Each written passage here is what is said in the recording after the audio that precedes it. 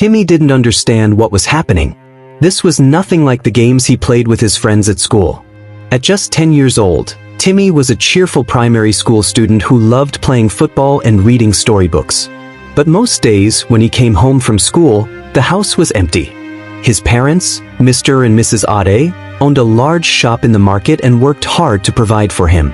The school bus would drop Timi off at home by 3 p.m., leaving him alone until his mother returned at 6 p.m. One evening, feeling lonely, he told his parents, "I don't like being home all by myself." "We're sorry, Timi," his mother said gently. "It's just for a few hours. We have to work hard to pay for your school fees and everything you need."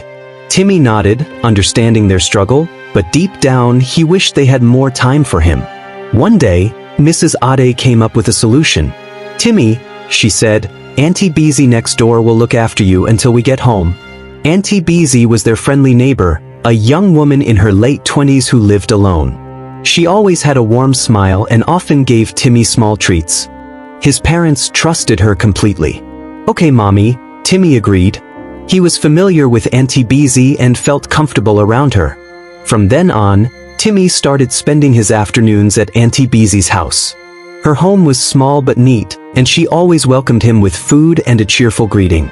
"How was school today?" she would ask as she handed him a plate of food. At first, Timi felt a little shy, but she made him laugh with funny stories and even let him watch cartoons. Soon, he began looking forward to his time there. One day, Auntie Bisi gave him a special gift, a brand new football.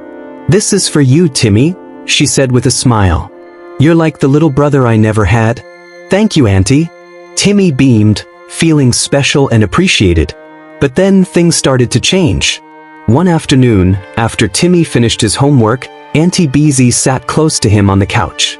"Timi," she said, "let's play a special game. It's just for us. Don't tell anyone, okay?" Timi hesitated. He didn't understand, but Auntie Bisi was smiling, so he thought it was harmless.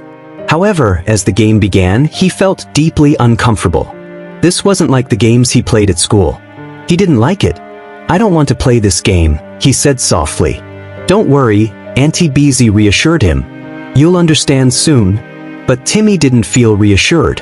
Instead, he felt confused, scared, and uneasy. He didn't know how to explain what was happening. As time went on, the discomfort grew, and so did his distress. At night, he started waking up to find his bed wet, something he hadn't done since he was much younger. At first, he thought it was an accident, but it kept happening. Shame and fear gripped him, and he didn't know why. One evening, sitting alone in his room, he wished he could talk to someone. The next day at school, his teacher, Mrs. Okoro, noticed something was wrong. Normally cheerful and active, Timi was now quiet and distant. "Timi, is everything okay?" she asked kindly. He hesitated, staring at his desk.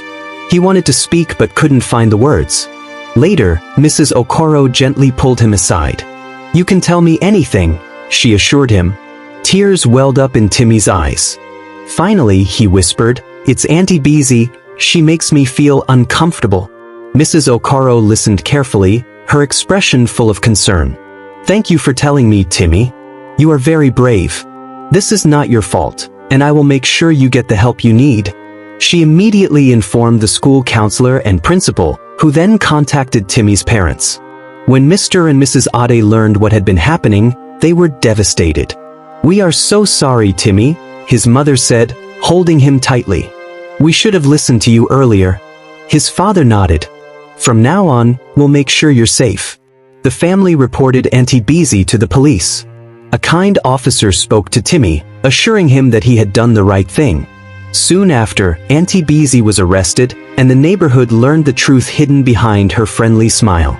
Determined to be more present in their son's life, Timi's parents adjusted their schedules so that he was never alone after school. They also took him to a counselor, who helped him process his emotions and heal. As time passed, Timi's nightmares and bedwetting stopped. He began feeling like himself again, playing football with his friends, smiling and laughing just like before. One day, he approached Mrs. Okoro at school. "Thank you for helping me," he said sincerely.